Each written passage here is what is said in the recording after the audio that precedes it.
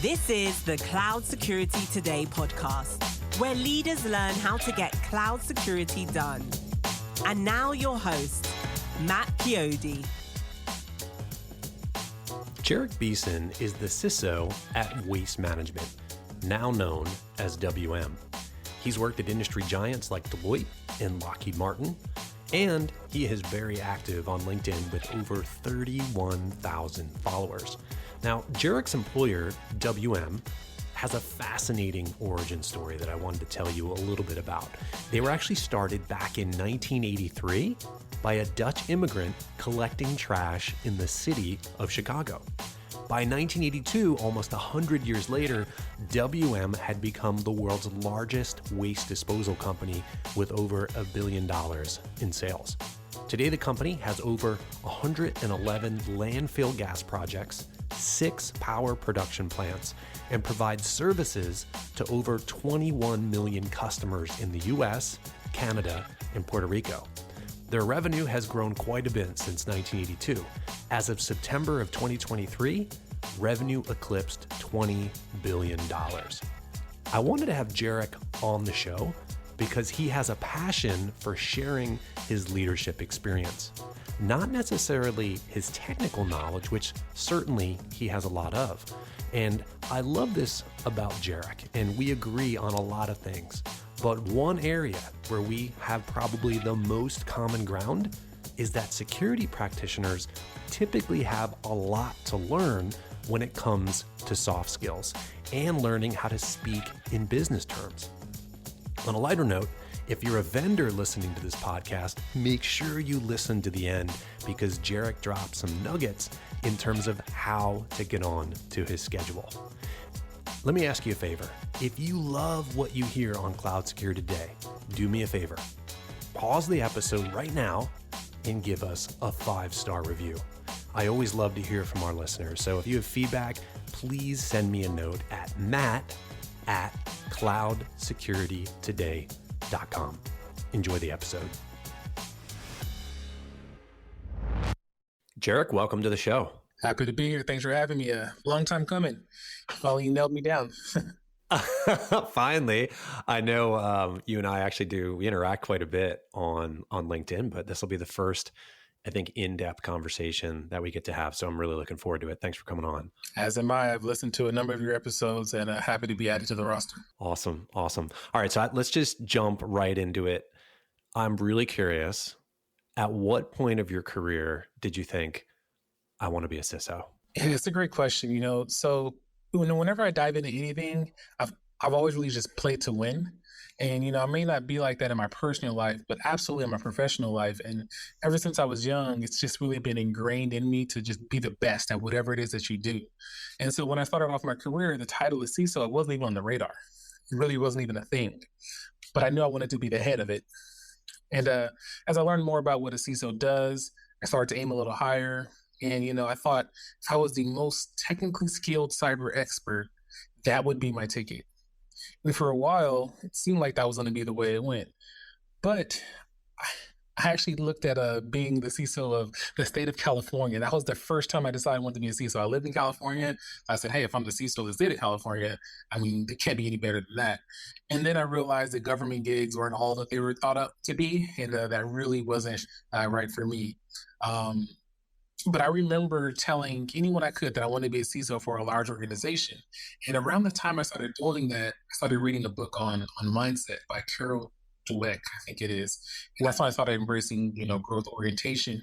And overall, I knew that I needed to grow in my experiences, and I started to tailor the different jobs and different roles I would take after that, and also start focusing on my soft skills and not just my deeply technical acumen.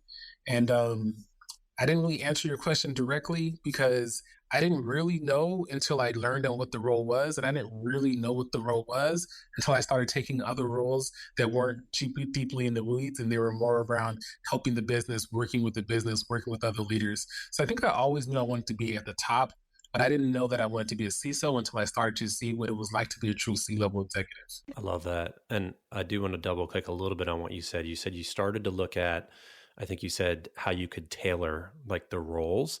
What does that look like for you? I think I know what you mean, but maybe give us an example. What does that mean for you?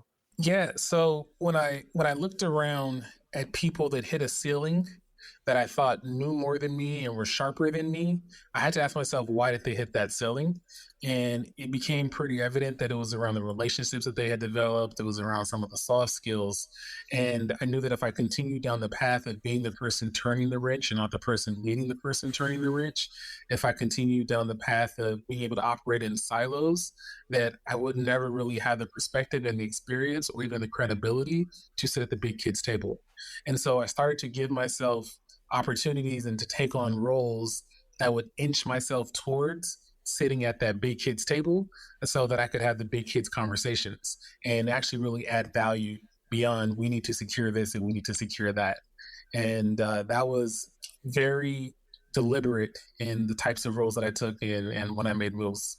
So you've worked at some really amazing places like the Department of Energy, Lockheed Martin, Deloitte, Capital One, and now WM. So this is a hard question, but if you had to pick one thing, maybe two, if you can't do one, what are you most proud of and why? Whew. So, looking back at my time at all of those places, if I had to just pick one thing I'm most proud of, it would definitely be seeing the people who used to report to me grow into amazing leaders themselves. It's Mm. incredible to think that people who were once on my team are now leading the charge as directors, VPs, even CISOs, partners at big four consulting firms. And, the reason why that makes it so special to me is it's not just the titles that they achieve, but the impact that they're making. And when I see them out there leading with confidence, making big moves, it kind of feels like a validation of everything that I believe in about leadership. And it shows me that in many ways, some of the little things that I am doing that I've done are now being duplicated in their efforts. And to know that I had a small part in watching their waves ripple through the industry, it's gratifying. And it's definitely something that I'm proud of. So nobody, in my view, nobody has gotten to any level of success without likely a mentor. And, personally, I've been blessed to have a few of them in my life. I'm curious from your perspective, what's maybe some of the best advice a mentor has ever given you, either about the industry or about life in general? And then maybe talk a little bit about how you bake that into your leadership at your current role. Yeah, I've had several mentors throughout my career. Some didn't know they were mentors, some did.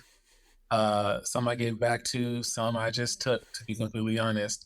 But if I think about the mentor within the industry, there was really only one person in the industry, and she was the CISO at the time. I was her deputy, and she's now the CIO, so she's left the dark side. Um, and her guidance was invaluable. And she would caution against becoming a chicken little CISO. And yeah, I never forget the phrasing. And, in cybersecurity, it's easy to feel overwhelmed by the risks. Patch management's never perfect. Configuration databases have their flaws. MFAs are everywhere you want it to be. Someone's always downloading something that shouldn't be downloading. Unsanctioned SaaS. There's just so many different things, and the list is endless. And if you're in security leadership, you are well aware of the potential consequences. However, with a direct line to the board and to the CEO like I have, I've learned that not every issue warrants a sky is falling alert, right? The media has already done a good job of making every board and every CEO in America wary of all the cybersecurity risks. The SEC has thrown down the gauntlet, right? So we know how bad it can be. But if I were to raise the alarm for every single issue, I'd risk becoming the CISO who cried wolf, which would actually weaken the impact of any genuinely critical warnings when I bring it to them. So it's really important to understand the business context, assess the risk accurately, and then choose the right timing for your communications. And that's the first one. And then the second one, also from her, was she really drilled into me the importance of storytelling. Now, I once fashioned myself as a PowerPoint guru. I could put a good slide together, clear, visually appealing, solid points that directly address the goal that I was trying to get across. But she would always challenge me with a simple statement. What is the story that we're trying to tell? What message are we trying to convey? How will the audience receive and interpret this story that you're putting in front of them? And that's changed how I communicate. It's pushed me to refine my use of metaphors and analogies. And I've really learned to speak to my audience in a way that actually resonates with them, not just what I think I want them to hear.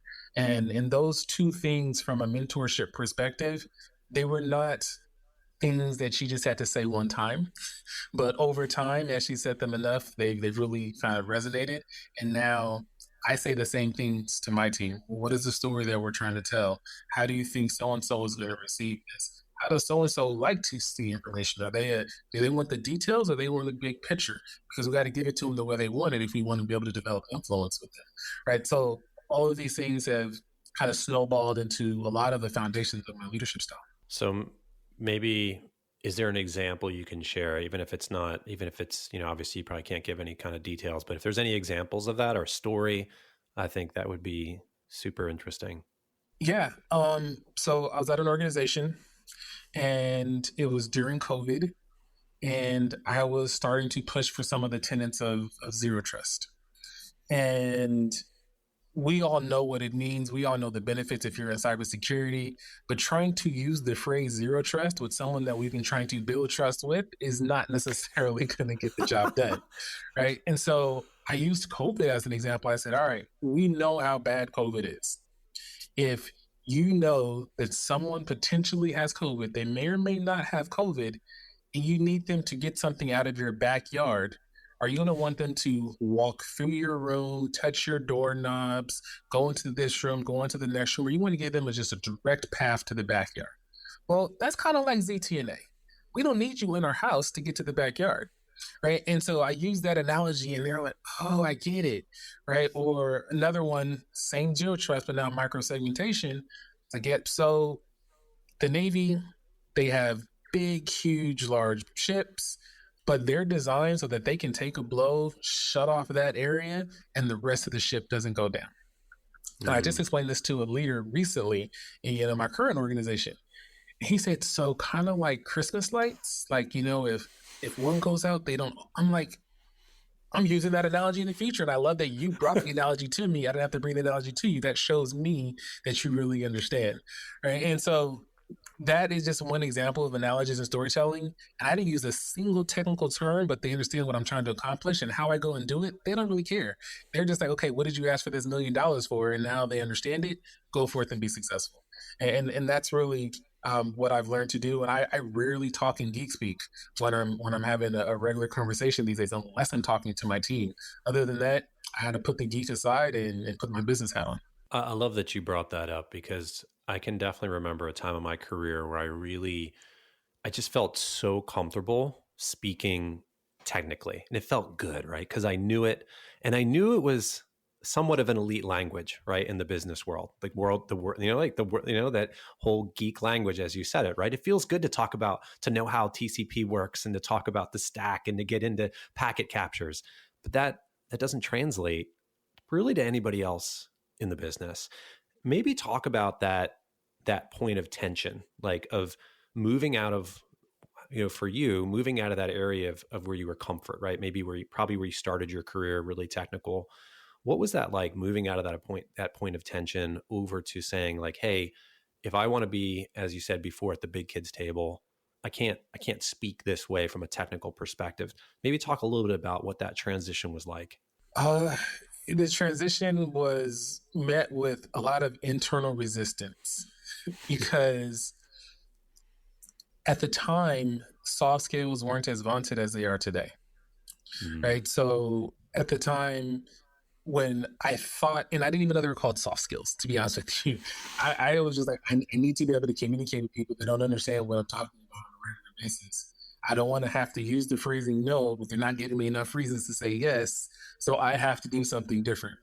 And in the government, the concept of risk at the time, and even today to this degree, wasn't really a conversation. It was mission driven. It wasn't about making money. It wasn't about making money. It was purely about achieving the mission and in doing so in a compliant way. NIST was very much so paper security back then. Continuous monitoring didn't even exist when I started on this path. And so for me to then start doubling down on reading about organizational psychology and reading about how to communicate, how to give and receive feedback, how to build empathy, how to build trust, like those were just not concepts that people were talking about. So I was taking a risk because I knew that if I dove into that over time, I would slowly start to lose some of my technical abilities. And that is what made me employable at the time, was my deep technical acumen. So it was definitely a lot of, I don't know if this is going to work out. And I gave it a few years. I said, you know what, I'm going to try down this path for a few years. That's enough time for me to kiss back up if I need to and go right back into the geek world. But I started to see influence being developed, not realizing that I was developing influence, but people were just listening to me. People were having more conversations with me. I was actually able to speak with the entire organization versus just a small piece of the organization and have the same level of effectiveness. And so once I started to see that success, then I was just all in and I haven't really looked back, and have really started to help other people get on this train as well. Yeah, I think that's some sage advice. I guess the other thing I would say too is there are those that will choose to stay in that technical track their entire career. And that's just for people who are listening, that is totally great. Like if that's your passion, we need those people, right? We need those people that know TCP better than anybody else, who can look at a packet and know exactly what it's doing. So just, I think for people listening, maybe who are earlier on in your career, if you're thinking, well, I've got to be on the CISO track, you don't have to be. That's not what we're saying, right? We're just saying, like, for I think the two of us, we've gone down this path and have said maybe this is, quite frankly, where our skills are better at, right? Than those that may choose to stay on the technical side. I don't want to put words in your mouth, but does that seem? Yeah, let me double down on that. A lot of people that want to pursue the CISO path do so because they think it's the path that pays the most amount of money. Like that's just what it is. People think if you're at the top, you get the most amount of money. I know sales engineers that make more money than me and will continue to make more money than me, probably by a high clip, but probably a lot less stress, right? So if it's about money, there are technical ways to get to the high level pay without some of the stuff that we have to deal with, and they are not necessarily the most skilled and adept at all of the soft side because they have account leaders and account managers that can do that. So either way, you can be wildly successful, but if you choose the path of CISO, you're going to have to develop the soft skills. So you might be one of the most prolific CISOs that I know in terms of democratizing your leadership, especially from a strategy perspective. I think it's a lot of the things that you've learned throughout the course of your career. Walk me through, like, was there a point of your career where you kind of said, I guess the question is, how did this become such a passion for you, right? You've done a lot of things on LinkedIn Learning. You are prolific. Yeah. So I don't know when this is going to be aired, but just yesterday, one of the people that I look up to highly is Kobe Bryant, and his statue was unveiled yesterday. And his wife spoke, and the very last thing she said was a quote that resonates with me profoundly, and it's, leave the game better than you found it, and when it comes time to leave a legend. And that is my approach. I've been mentoring people for a while, and over time the request to become a mentee, it grew to a point that I couldn't sustain it. And that's when I decided that, you know what, I'm sharing some of the same sentiments with multiple different people that I mentor. Why not go from a 1-to-1 ratio to a 1-to-many ratio? And then from there, LinkedIn posts are born, podcasts are born, articles, LinkedIn learning courses, working with SAND, the world leader in security training, and so many more other opportunities. And I specifically focus on the soft skills because from what I can tell, that's where the gap is in a lot of our talent pool. And that's also where there's a gap in available content out there when you look at what people are talking about online and the trainings and so forth. And so for me, I decided to just democratize everything I know about cyber, everything I know about leadership, in the hopes that more people would receive it, more people wouldn't have to go through some of the same mistakes that I went through to learn some of the lessons that I learned. I like to say that I want to help people see in plain sight some of the things I learned in hindsight, right? And if you look at my posts, other people are following that example. The comment section of my post have far more nuggets than anything that I share, right? And I just get the necessary conversation started. And if you go back to that Kobe quote, legends reach that status because of the legacy that they leave behind. I believe legacy is what you leave in people, not what you leave to people. And I'm doing my best to just empty out my cup and deposit it in everyone I interact with. And, the knowledge and experience that I have, it does no good in the cup. So why not pour it out? I love that. I love that. And you mentioned with Kobe, the statue. So that's actually not far from where I live in Lower Merion. So that's something that's near and dear to me. So I appreciate you bringing that up. And I love that story. So much of leadership in any role, but it may be especially in security, is really about, and you talked about some of this already, is building and maintaining relationships across the organization. And we talked some of this already, but often with leaders who, again, have no technical background. So I was listening to your LinkedIn learning class called Becoming a Chief Information Security Officer. And in that, you discuss the PRIME framework. So I was just wondering, can you just walk us through it, maybe do a little teaching, give us an example of how you've used that in your role? Yeah, sure. Yeah, so I created a framework. I call it the PRIME framework. And the goal of the PRIME framework is to help new CISOs or new leaders in general, really anyone, establish a simple, repeatable way to build and sustain lasting symbiotic relationships, with anyone in the organization, specifically the leaders in the organization. And so the acronym PRIME stands for prepare, research, impress, maintain, and enable. And I'll break that down a little bit. So, when you start with the P, it's for prepare. You want to go into these meetings with new people, uniquely prepared for that audience. You want to be able to answer the question when they say, tell me about your background. You should tailor that response to the people you're meeting with. Going back to some of the things I learned earlier, storytelling. You want to reach them in a way that's going to help them remember who you are. And then the R, it's for research. Take the time to understand the person that you're getting ready to meet with. Do some open source intel, ask about them, search online, do as much as you can to learn about them so that you can do the I, which is impress. Right? You want to take that information, you want to weave it into your narrative when you're speaking to them, and the goal is for them to leave the meeting realizing you have their interest in mind and that you speak their language. It's not the time to tout your cyber skills, especially if you're a CISO. They already assume you have those, right? The goal is for them to see how are you going to add value to them. And then the next one is M in the PRIME framework, which is for maintain. And once you start these relationships, you want to maintain these relationships. So I do so by keeping a relationship register, and I keep it evergreen. And it's a document, and it has all the different people, and has different pieces of information about them that's going to help me maintain that relationship, and it's going to help me keep a recurring contact with that person. And it's important to have anything on there that will help you with that relationship. I have things like how they like their coffee, what their favorite sports team is, whatever it may be, so that when I say, hey, would you like to go get a coffee? Or I show up to their office with the cafe double latte with skim milk or whatever it is that they want. Like that goes a long, long way. And then the last one is for E, which is enable. You just want to take all that information you gather, incorporate it in your strategy, and you will be enabling the business, which ultimately is what they say security is about, is enabling the business. Oh, that's pretty awesome. Prisma Cloud secures infrastructure, applications, data, and entitlements across the world's largest clouds, all from a single unified solution.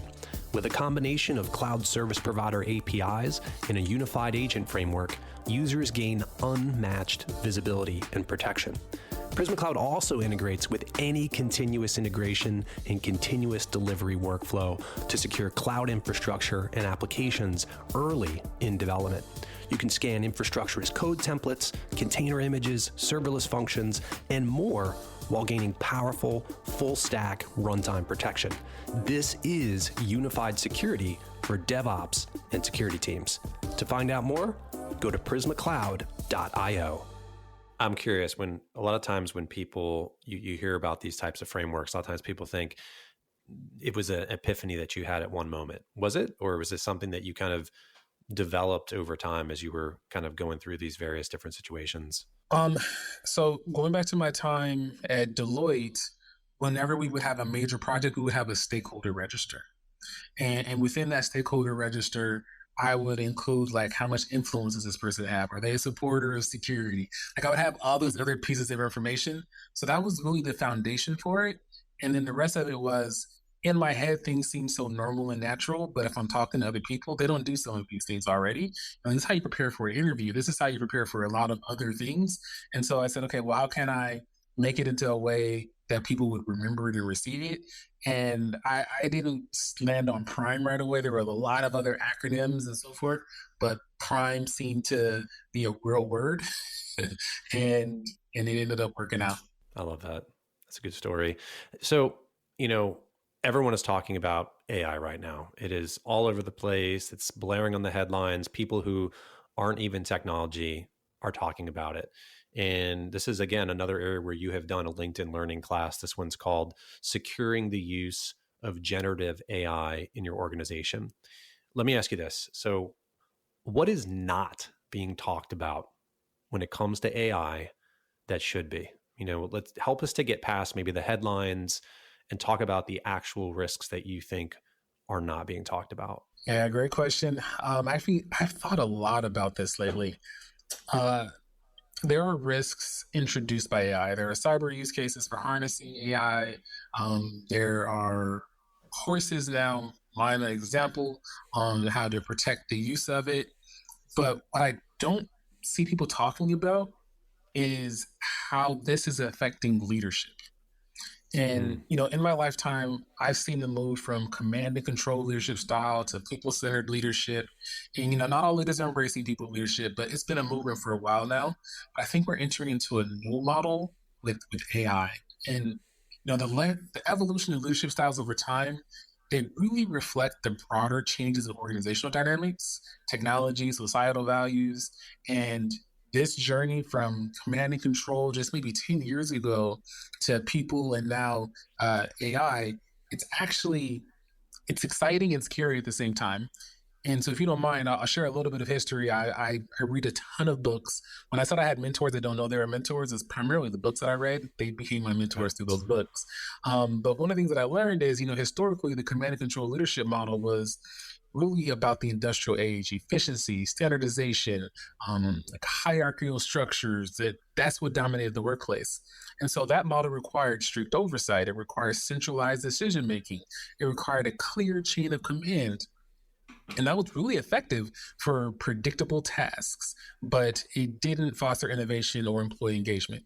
And that's what kind of led us to this more people-centric leadership, which is, as knowledge work is increasing and organizations are recognizing the value of human capital, leadership styles had to evolve to support that. So now you start seeing, empathy and employee empowerment and some shared decision-making.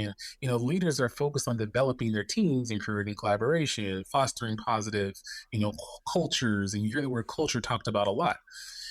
In this era moving into of AI, I don't have a name for it, but it's embedding AI and machine learning into the workplace, which I think demands another kind of transformation in our leadership style. How we hire looks different. Today we place high value on those who can answer tough questions. Do we now shift that value to those who can ask the best questions, right? And, because AI is going to get us the answers to a lot of the tough questions already. We're telling people to leverage this assistant, but don't trust everything it says. We're telling people this will enhance your productivity, not replace you. They really believe that, right? I think our biggest under-discussed risk is the culture change that's going to take place that aren't really being accounted for. And, culture is a combination of what you celebrate and what you tolerate. And if we as an industry don't start celebrating the innately human elements that AI can't necessarily do today, we really run the risk of those traits being undervalued over time, which will make people stop demonstrating them. And so, we still have time, but I think the risk in AI is the changing culture that's simply not on anybody's radar and will just kind of pop up on us. So if you could change one thing about the cybersecurity industry, what would it be? Oh, that's an easy answer, actually. So I would make entry-level roles just that, roles for people entering the workforce or career changers entering the industry with zero experience. So as you talked about on LinkedIn, I've talked about it a little bit. My top 2 performing posts ever on LinkedIn essentially both said the same thing. They got 300,000 likes or more, which is crazy for LinkedIn. That is crazy. And it simply read, "Dear IT or cyber hiring managers, you got your very first job in IT or security with zero experience. Be more like the manager that hired you." That's all it said. Wow. And all over, just crazy response whenever I make that post. And I think we really need to embrace that, because the talent deficit is at the mid-level cyber roles. We have so many people trying to break in because they've heard about these 2 million, 3 million openings. I don't know what the number is really real, but there are a ton of openings, but they're at the mid-level skill sets. And if we don't start letting people in the door, that middle-level skill set gap is going to stay for the foreseeable future. So we got to start letting people in, and we got to start taking the time to develop people and not expect them to come ready to go. Let me ask you on that note. So you obviously work for a large company right now. What kind of programs maybe have you put in place, or are you putting in place to actually help with that? Like, how do you approach that? Because let's face it, right? Doing that where you have someone who comes in and they literally know nothing. They have maybe a 4-year degree, and maybe it's in cybersecurity, maybe it's not. How do you bring someone in, and how do you make it so that A, they feel welcome, and B, that they're learning, right? And they're not just doing, the proverbial getting the coffee and doing things where they're not really truly progressing in their career. So it starts off with the type of people that you hire first. And I'm not looking for a degree necessarily. I'm not looking for certification necessarily. Those are all helpful, and those all demonstrate to me that you have a capacity to learn and a desire to learn. But I'm really looking for continued development and continued growth outside of that structure necessarily. And then I'm also looking for someone that has a passion for it. If I ask you about the latest headline in cybersecurity, I expect you to know about it. Simple as that, right? So I can make sure that I hire people that are going to fit the culture for the organization that I'm trying to establish. But then on my side, in my organization, you got to create internships. We got to pay those people that are going into those internships. This isn't indentured servitude, right? So the idea is to create internships and create pathways for them to convert from interns into employees, assuming they meet some of those cultural values that we're talking about. And then incentivize the people on my team to develop those people. When these people hit their development milestones, you actually see a reward because you took time and you invested your effort into that person. Once again, culture is a combination of what you celebrate and what you tolerate. And if I celebrate the person that developed the other person, we're going to see a lot more people wanting to develop other people. Even if it's not for the right reasons, don't really care, as long as they're developing the next generation of cyber warriors. And then also, I try to educate as much as possible. We talk about, the democratizing stuff. There's so many transferable skills from non-cyber or even IT jobs that we need in our industry. We don't communicate very well. We don't know how to build relationships. A lot of us don't even understand the businesses that we're trying to secure. We don't multitask very well. We're not good project managers. I mean, I could go down the list of things that you just typically don't see in a regular, security, analyst or engineer that has been doing it for 10 years. But there are people outside of our industry that bring those skill sets. Why can't we teach them cyber just as much as they can bring some of those other skills? A friend of mine is a CISO at a tech company, I won't name him, and he uses the military. He says the military hires people and then equips them to go do the job. Why can't we do the same thing, as long as they have some of the foundational fundamentals to do so? That's pretty powerful. So there is, as you mentioned before, you said when you're interviewing people, you want to make sure they have passion, that they know what's going on. So that's my question for you. There's always so much going on in cyber. Like, what is your personal method for staying sharp? Podcasts like this one. I read articles. I'm on LinkedIn every single day. I even tell my employer before I come on board, hey, by the way, I'm going to spend like 30 minutes on LinkedIn a day. Just, if that's a problem, I'm probably not the right guy for you. Right. The vaunted CISO Slack channels, I'm part of many of those that vendors are not allowed in. You are now a vendor, so you're probably not allowed in most of them. But yeah, that's really, I just take it in from, every direction.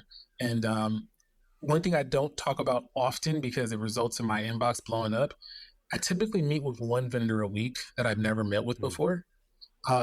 Sometimes it's a response to a LinkedIn cold message. Sometimes it's me just reaching out. But every new vendor is trying to solve something unique, a unique way where they just wouldn't exist. No one is a complete cookie cutter. And I just learn about new risks. I learn about new mitigations. I learn about new ways that other organizations are approaching things. I didn't even know about API security until I was bombarded by API security vendors, as an example. And I have no problem admitting that. How would I know it if I've never had to, deal with it? And Sure. and those are some of the ways that I kind of stay up to date. All right, you brought it up, so I'm gonna double click on it. So you said you try to meet with one new security vendor a week. You're obviously a busy guy. How do you, without giving away your secret, because I don't want you to get inundated, but let's just talk about that, because I think there is, especially on LinkedIn, there's so many people that are very vocal about their hatred for vendors and their all these. In my view, obviously, I've been on both sides of this now. A lot of vitriol, let's put it that way, around vendors. You see it as a way to stay sharp, and I can appreciate that. How do you maybe programatize that for yourself? Because obviously you've got, your day job, the thing that you need to do to deliver for your organization, but you are carving out time in order to do that. Like, how do you look at that? Like, how do you set up your schedule? What does that look like for you? What has worked? So it depends. Typically it's a Friday. It's when I have the most amount of time, assuming I don't get that 4:00 p.m. Hey, this thing has occurred. Hope you didn't expect to have a weekend, type of call. And I give them 30 minutes. And at the front of that 30 minutes, I make it clear to them, I'm not the one you have to impress. I don't pick any technologies in my organization. You went for the chief, but you should have went for the lieutenant. I'm here because I want to learn. And if it's solid, I'll pass it on to them. But I'm not going to make the decisions that my team has to inherit and deal with. So I started off with that off the top. And if you want to end the call now, feel free. If you want to keep going, let's continue on. But then also, my goal is to build a relationship that may be of use down the line. I can't tell you how many vendors I've spoken with that I come back a year later, hey, you guys have this thing, I now have this problem, or I'm now ready to tackle this problem. I didn't have the basic fundamentals in place. Those are now in place for me to stand on to now do your thing. And you're right about the vendor vitriol that's spewed all over. It's because of some of the tactics of certain vendors. And it's because even the right vendor with the right tactic, if we get 100 of those messages at the same time, that the human brain just can't handle the decision fatigue. And so we make no decisions at all. And then eventually we kind of get annoyed and irritated by it. But let it be known, we don't exist without vendors. Simple as that. We do not exist without vendors. VARs don't exist without vendors. People say, I go through my VAR. Well, the VARs still need the vendors. There is nothing more central to cybersecurity success in an organization and a vendor providing a tool that's effective. I recognize that and I understand that. It's just about the vendors recognizing when we're barking up a wrong tree and when it's just not an opportunity. And it's a shared thing. We both have to see that, and the vendors have to be ready to play the long game. If I'm talking to a vendor that's ready to play the long game, then if it's a tool, if it's a capability that's in my roadmap, in my foreseeable future, I'll play the long game with you. But I don't have patience for vendors that don't want to play the long game. And I recognize I've worked at the product security companies. I recognize that it's a quarterly type of thing, right? You need to hit these numbers quarterly. So you're talking to me in January, you want to close me by the end of March. And I'm thinking, hey, your earliest bet is November. That's not necessarily something that jives with the way that you're being incentivized or even keeping your job, right? So I get that you guys are put in an impossible situation, but there's nothing I can do about that. I have my own budget cycles. I have my own, ways of approaching things. So it's really a top-down challenge that we have to deal with, but we cannot keep just shutting vendors out and making it seem like y'all are the bad guys. It's just some of the tactics are not necessarily desirable. Yeah. And believe it or not, even though I'm on the vendor side right now, I also get pummeled with these as well. And I love responding to people. I think your pitch was awesome, but like either this is completely not in my wheelhouse or I have no budget for this. Like sometimes I kind of snicker at it and I'll tell people this was really good. It's just, I'm just not the right person for this. So For those listening, when you get those, feel free to respond if you have time. The other thing I'll double click on that you said that I thought was really great was just that, people, whether it's someone on the vendor community or someone that is on, the cybersecurity side, everyone's moving throughout their career, right? And so I just view it as, I will take meetings a lot of the time. If someone pings me on LinkedIn and I just get the sense that they're really truly trying to learn, and there's not necessarily something they're trying to sell me, a lot of times I will take that conversation. And I have done this probably hundreds of times over the last decade. And I'm always amazed at, when I did that, whether maybe it is somebody who just wants to talk about career or whatever it might be, I'm always amazed at how I will bump into that person again. It might be 5-7 years later, but I've built that relationship before I even needed it, right? And quite frankly, maybe I built it when I thought, maybe this is not a good, maybe this isn't going to be useful. So I would just tell people that you really do have to be very mindful of your time, because time is, of course, our most precious resource. So obviously you can't be spending, 4 hours a day or maybe even an hour a day doing this. But think about like, hey, if over the course of a 40-hour week, if I spend an hour or a half hour a week, think about the network that you could build. And this not necessarily just on the vendor side, but just across the board. So that's just my piece. I don't know if you agree with that or not, but curious. Wholeheartedly. I have, so number one, I talk about, sales engineers. They don't always want to stay in sales. They want to come and be practitioners, and, who better to be a practitioner of your tool than the person that, was inside of it for the last 3 or 4 years. Right. So there's like some beneficial, ways, but ultimately if I'm a little altruistic and I just want to help the security community at large, I'm providing feedback to the vendors. I'm giving them suggestions as a CISO. Sometimes there's advisory board opportunities. I mean, there's so many different benefits to having the conversation. And if you limit it to, 30 minutes a week, we can probably find 30 minutes a week. And if you're selective in the vendors that you bring in, like, am I bringing an EDR company in? Absolutely not, right? I've covered that, 10 times. But if there's a new way of solving an old problem and I'm maybe a year away from my contract ending, that's a conversation that I'm ready to have. When someone says, we just signed a 3-year contract, shut it down, vendors. like it's done. And just like little things like that. But for me, I'm all about growth, and every opportunity I get to engage with somebody that's not inside of my echo chamber is an opportunity for me to grow, and I'm gonna take advantage of it. I love that. Well, Jerich, I've loved our conversation. Is there anything else that I should have asked you? Yeah, I'll say you didn't ask me how you did as an interviewer. The answer is very well, by the way. Thank you. I've appeared on multiple different podcasts, webinars, and I've hosted my own shows. But you managed to get me to talk about and share things that I never shared before, and that, my friend, is a skill. Thank you so much. I appreciate those kind words. Thanks for coming on. Thanks for having me. Thank you for joining us for today's episode. To find out more, please visit us at cloudsecuritytoday.com